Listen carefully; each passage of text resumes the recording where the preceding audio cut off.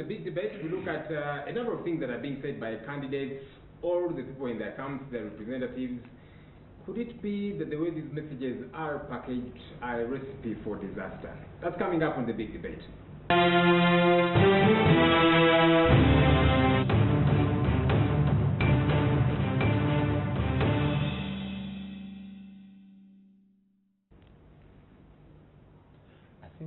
All right, joining me on the big debate are three gentlemen. I'll begin with Fono Kondo. He's the government spokesperson and the executive director of the Uganda Media Center. Robert Chirunda, who is a lawyer, and then General Bosemuju Nganda, a member of parliament, but also spokesperson of the FDC. Gentlemen, thanks for joining us. Good evening. Good evening, all right. Our viewers, of course. There you are. Before we do start, I will just take a very quick look at the script, then we'll get back to the discussion.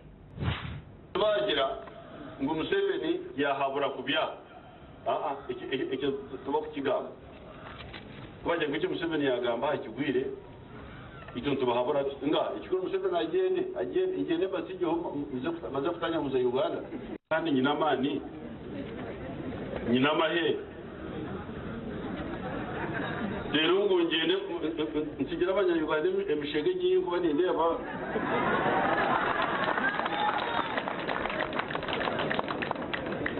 nanje mbayetuga abanyarwanda abantu bakene nkumve nimba yamba naye kingugende mumugende mumukora cya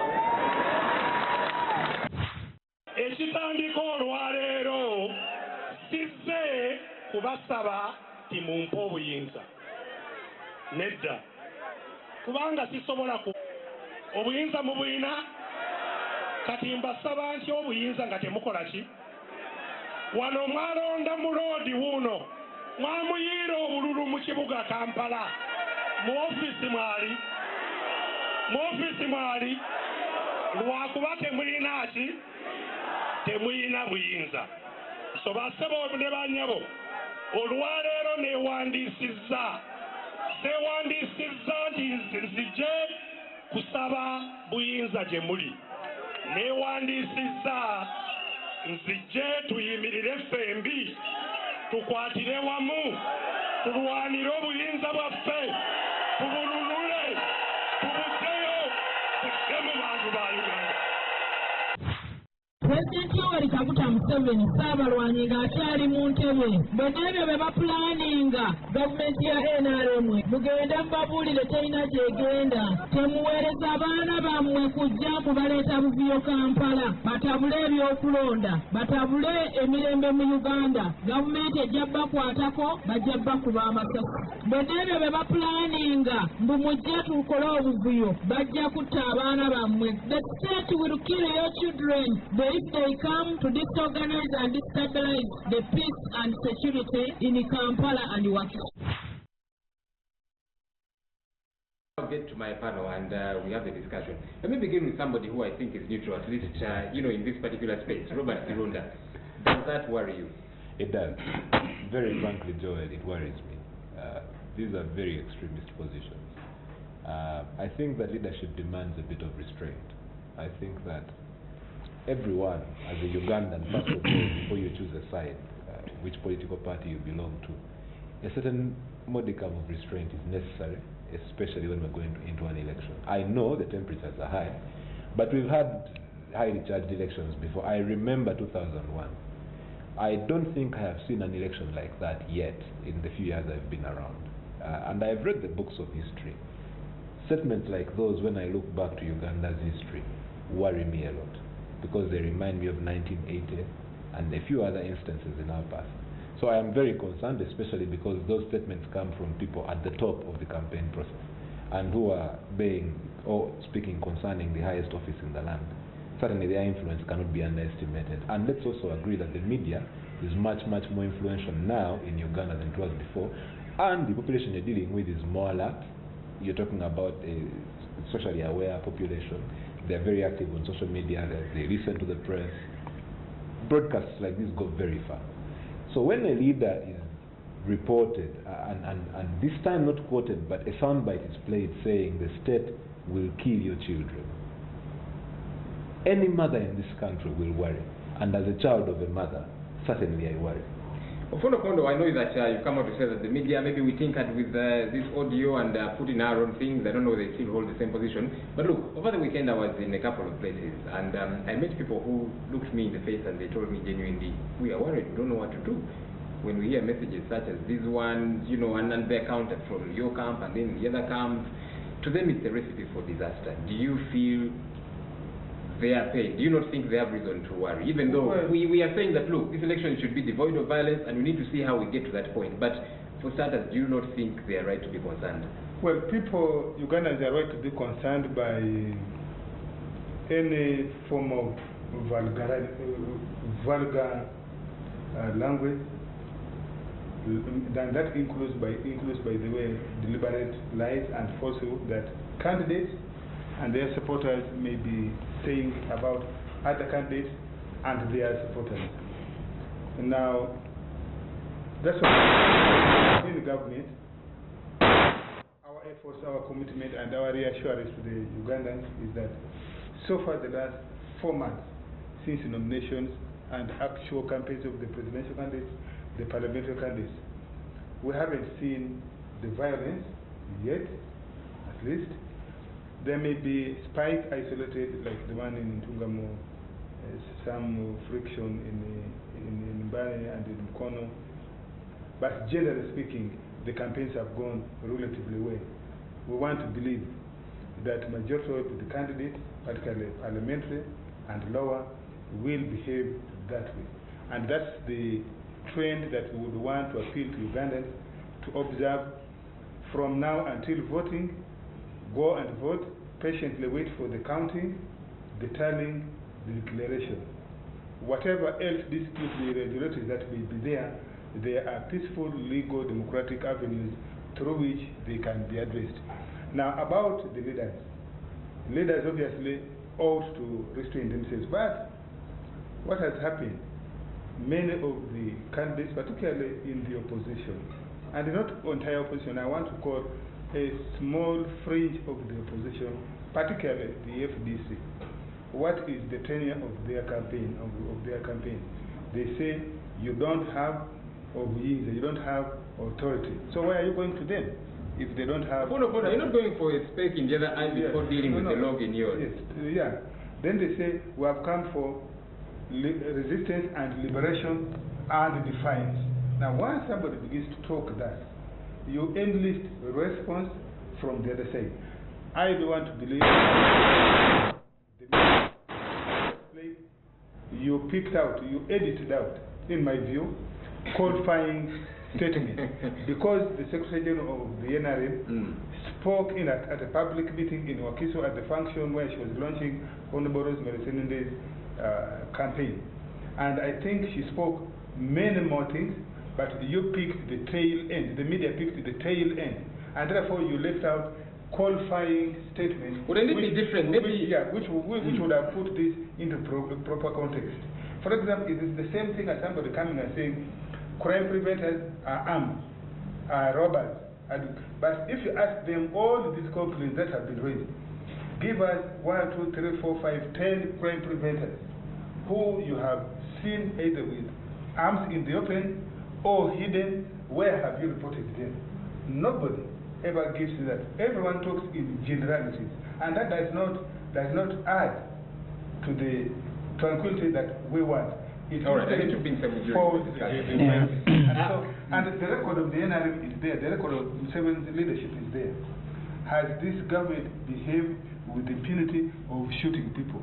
And therefore, even if there was a side remark by the Secretary General, I think it's something that many people should be able to say, perhaps she did not mean what is being said. And that's we don't know about that. We are watching, we are hoping she really didn't mean this. But let me bring Semuju in this discussion here. Semuju, when we look at the opposition, we expect a credible alternative. But again, when they say the things that they say, then we hear from your candidate, but also your supporters, things like, you know, we will not let them swear in, we will go out with the referee, etc., etc. For some reason, you politicians are not putting this country above your interests. You're putting this country at risk. You see, there was a time when we had a lot of mob justice, especially in Kampala and Wakiso. because the population believed that police and the judicial system was not doing their work. You arrest someone, is taken to police, but as you leave, that person comes following you. So now the faith in police and judiciary was almost completely eroded at one time. There has been a slight improvement. As a result, whether you are a suspected thief, a pickpocketer, the population had to deal with you immediately. If you organize the elections, in fact for me the statements don't worry me, but the action of the key actors. If you organize the elections and you steal them, you speak proudly about them, you even threaten to go back to the bush when you are 71 years old, you are not willing to see the power even when you have been defeated, the population will do what it did to deal with suspects that were not properly handled by court and the judicial system. You don't know what the spark will be. What should worry us is having a head of state who thinks it is his birthright to be a president for life. The population will lose patience. You don't know at what stage. The statement that Vestige makes to anyone else actually don't matter. But the action, let me tell you, the action of the state, the action of the head of state. If you say, whether I lose the elections, I am going nowhere, why do you in the first place organize these elections? I have actually urged and written an article in the Observer. We spend nearly $1 trillion shilling organizing these elections. The money police spends, the money electoral commission spends. But the person holding power has said, whether I am defeated or not, I am not handing over power to the wolves. I am not giving these wolves my oil. I am not, this is my army. That's the environment under which elections are organized in Uganda. What do you want us to do? Fold our hands and go home? Or we must also, because you see, this constitution, I am not a lawyer, the lawyer is here, speaks about overthrowing of this constitution and empowers the population to take appropriate action. We have said in this campaign that, under the 3 themes, the first one is that we must liberate the state. The state is being held hostage. And that's why people in the NRM, Kasuri Mumba, can speak about shooting, because they think it is their birthright. One, you control the instruments of violence, so you can unleash terror the way you like. These statements, I told the president one time when we were on TV, why don't you ever think of discussing the direction, the future of this country with everybody? There was a conference here at Hotel Africana organized by civil society and the opposition. And he told me, because we said that during the break, that he can't go to attend something organized by foreign interest. So he thinks this country is his, so the others are at his mercy. If the president says, yes, we are organizing these elections, I'll hand over if defeated, and then that is followed by action. You will not enlist these responses. All right, let me bring Robert back here. The arbiter, or the supposed arbiter in this case, the Electoral Commission. Some will say, when Vestige says what he does, the Electoral Commission does come out and lambast him, and yes, rightly so. But when the NRM, or the NRM candidate for that matter, says what he does, you don't hear the EC say a thing or two. Do you feel the EC is playing fair here as a referee? I think that in the history of the 4 months of this campaign, that issue has been more than well canvassed. I think that not just in this election, but in past elections. For a bit of context, I don't think I speak out of context when I say, concerning the previous elections, President Museveni has said, if I had lost, I would have gone back to the bush. He did.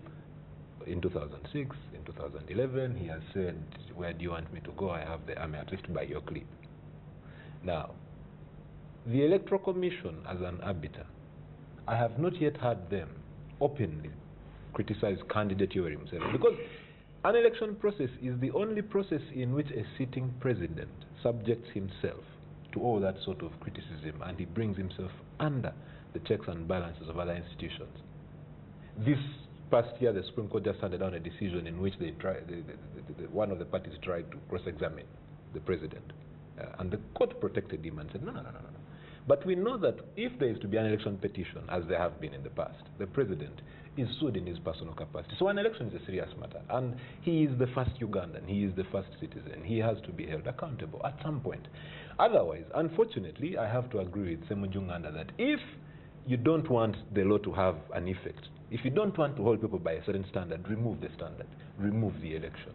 So and Ugandans come to terms with the fact that we are dealing here with a situation in which, in the next 5 years, I don't expect $1 trillion of my taxes to be spent organizing an election.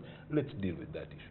But the moment you say we have an electoral commission that is independent, and then the commission on one end is seeing to even get personal with one candidate, but absolutely say nothing about the other candidate in a consistent pattern, because let's be honest, if you take out the Honorable Kasule Lumumba's comments, if you take out Mr. Ofonopondo's comments earlier today, as you have reported them, and you simply go through the list of war-related or violence-related comments that the president has made, there are a few, and I have not had a single response from the EC. Okay, I think what would be fair. Back here, but just before I do, let's take a quick look at this clip. This was an early press conference. That was at the Uganda Media Center when Ofonopondo was addressing the press. Let's just take a look at this quickly. There is an advanced plan for post-election and lawful activities, starting with erecting roadblocks at major highways to paralyze economic activities in the country. There are plans that should election results not be declared, as Mr. Kizabesige particularly wants, they will block roads. We want the public to know this, so that when tomorrow you see strong, firm action being taken, you know that we did not let you down. All right, now, Ofonopondo, some people will look at this and say that it's going to be setting the stage and getting people warmed up for the inevitable. And so if we do what we do, actually, the way somebody put it is that you are manipulating people out there to expect that when you hit the opposition, for example, you have won them. Yeah, for example, you have heard Mr. Honorable Semujo justifying why the Defiance platform is the correct one and genuine, and he has been supported by Robert Kirunda. You have heard one of the people in the special campaign team of Mr. Kizabesige, General David Sejusa, a serving soldier. He said this election is a waste of time. Don't go for it. Let's march to State House. Museveni will do nothing with those guys. Now, we just don't run campaigns, don't just run governments, but we also run intelligence, and the intelligence informs us. You can challenge us whether on the credibility of the intelligence information that were picked, that were analyzed. The truth of the matter is that the opposition, particularly the small fringe I referred to earlier on, is preparing the mind of the people. That's why you see they say, come and protect your vote. There are thieves going to steal the elections. And you say, why would somebody who has failed, whose party has failed, to field candidates in half the constituencies of Uganda, where they are failing to field, there are 112 district chairperson seats. FDC has not fielded 50 of them, or 70 of them. How is that 72? Yeah, so you clearly see a group that is not going to win power, but they are preparing the mind of the people that the result cannot be otherwise. Could it also be that because when you say a group that cannot win power, are you not doing the same thing you are claiming they do? Because I am talking about the facts which are on the ground. NRM, for example, already has some significant constituencies that have returned members of parliament, LC5 chairpersons, unopposed. If you are a good political analyst, you should be able to say this group is likely to win if this trend continues. Now, be that as it may, if you are running a government, you are duty bound to give this information to the public. That look, there are people with sinister plans. One of the things we are talking about, vote protection. Under the law, candidates obviously are allowed to have agents.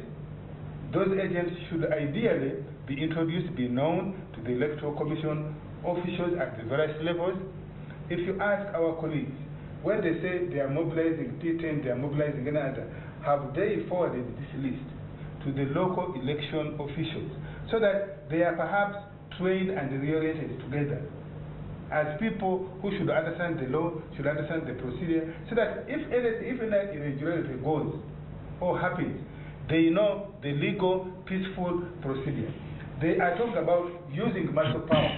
And they're not just talking about using muscle power. On this campaign, you have seen just 3 days ago, 5 days ago, the DPC, in uniform, in Piki, who simply tried to reroute a campaign procession of FDC presidential candidate. He was stamped to pass. So they're using power, and you talk about using bullet power. We need to run very quickly here with this. My time is running very fast. If you are in the government, if you are in the state, it is your job.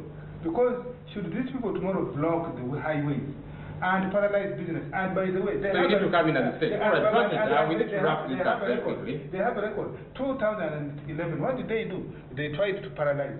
Once beaten, twice shy. So would you, when I meet young people in the opposition, I get very concerned. I don't know whether or not you as the leaders do get concerned and talk to these young people, because when they say things like will not allow them to swear in and so on, and you say, well, it's because they are frustrated, they're in a state of despondency. Rightly so, but do you not think you have a responsibility to this country to tell these young people, yes, you're frustrated, but Uganda is bigger than these elections. There's going to be Uganda after February 18. You see, all that the opposition has done, including the younger people you're talking about, is to respond to what has happened. What has happened is real. Elections have been stolen. Victories have been overturned. The other day, Moses Kasibantu won in Rubaga North. They deployed military police, deployed police, changed the results, chased away lawyers, and then declared Katongore a winner.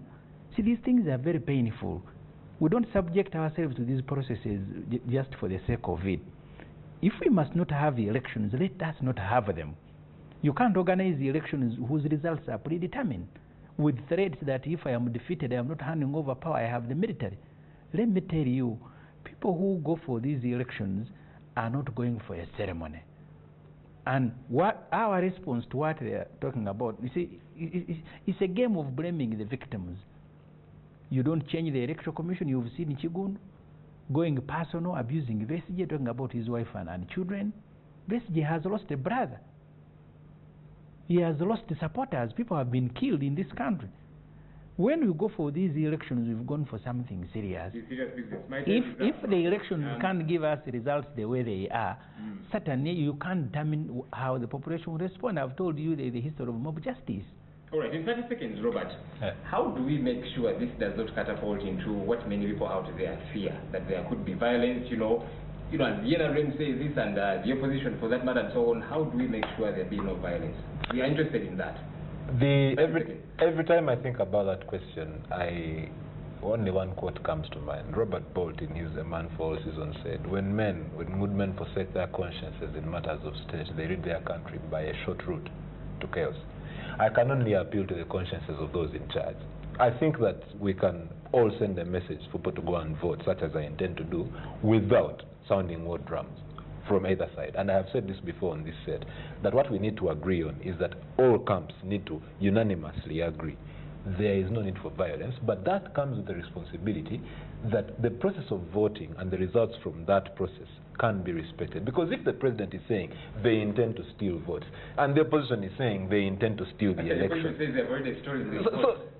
I mean, that leaves all of us in a bit of a confusion. So what we need to do is appeal to the situation where everyone knows that if we choose to subject ourselves to a process, let us trust the process.